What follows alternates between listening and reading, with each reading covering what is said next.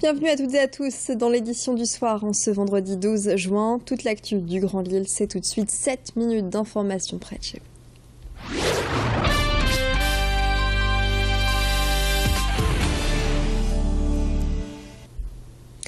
Et l'information du jour à Lille, c'est bien sûr la relaxe de Dominique Strauss-Kahn dans l'affaire du Carlton. 3 ans après le début de cette affaire, l'ancien dirigeant du FMI qui s'est fait très discret ce matin était, rappelons-le, poursuivi pour proxénétisme aggravé en bande organisée. Au total, ce sont 13 relaxes qui ont été prononcés par le tribunal correctionnel de Lille, notamment pour Dominique Alderweireld, dit Dodo la Saumure.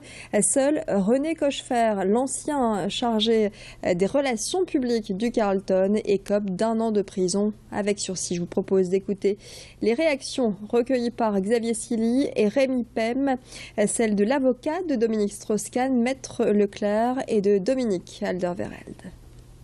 Cette longue instruction, conduite en principe en secret, mais dont vous savez à quel point des petites fenêtres ont été ouvertes, partielles, et qui ont essayé de donner à cette affaire un contenu qu'elle n'avait pas.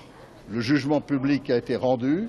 Tout le monde a vu effectivement qu'il n'y avait strictement aucun élément juridique dans ce dossier et que toute cette affaire, ce tapage immense autour de cette affaire, est quelque chose qui devrait donner à tous à réfléchir. C'est une agréable surprise.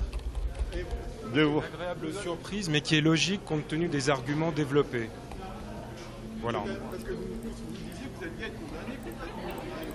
Je me disais parce que peut-être que si ça avait été un autre tribunal, j'aurais peut-être été condamné. Là, je suis tombé sur des gens qui avaient beaucoup de courage.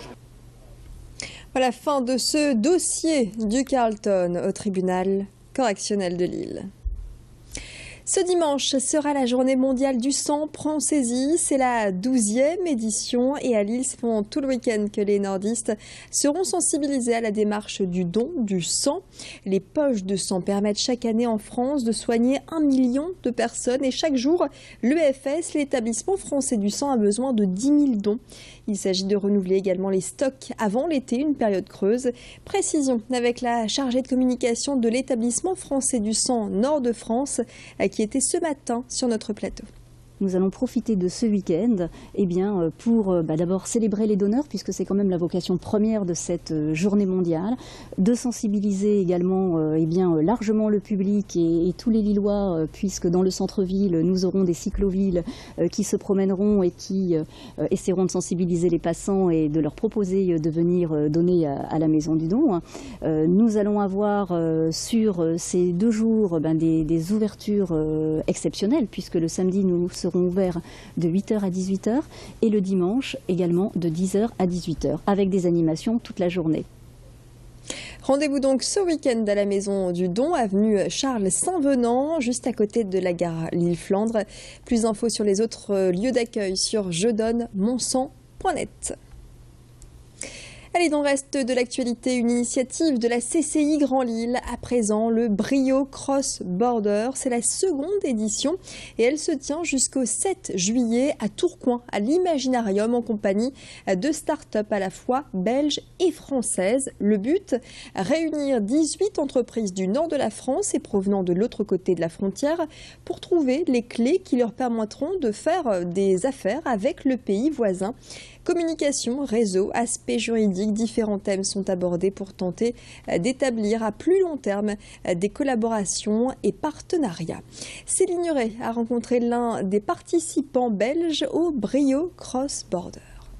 Pendant ces séances, on a aussi écouté beaucoup des startups, leurs challenges, qu'est-ce qu'ils doivent faire exactement, et on a vu que c'est plus ou moins la même chose qu'en Belgique. C'est trouver des clients, faire du promotion. Ce sont les éléments qui sont importants. Mais aussi, il y a des habitudes qui sont tout à fait différentes entre la France et la Belgique. Comment se comporter, pas tutoyer, mais c'est vous. Ce sont des éléments qui sont importants.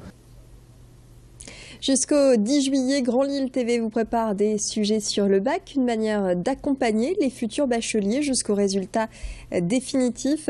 Des bacheliers à qui la Monnaie de Paris propose de leur livrer un souvenir du bac. Cette étape importante qui marque une transition, le début de la vie d'adulte.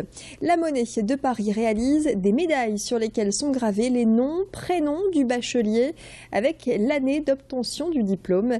Des médailles confectionnées grâce au savoir-faire des ouvriers de l'atelier de gravure de la Monnaie de Paris, une des plus anciennes manufactures au monde. Le dessin de la médaille est créé dans l'atelier puis retravaillé sur un logiciel 3D qui permet de donner la forme et le volume au dessin, aux éléments du dessin. Les explications du responsable de cet atelier création.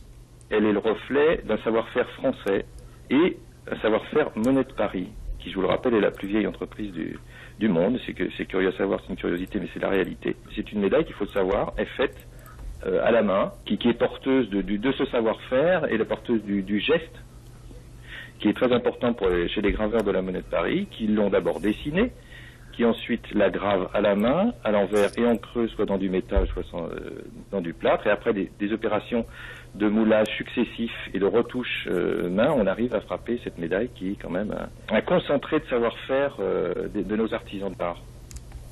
Et il faut compter entre 30 et 99 € par médaille selon le métal choisi. Plus d'infos sur monnaiesdeparis.fr. Tout de suite, retrouvez les prévisions météo et puis l'infotrafic.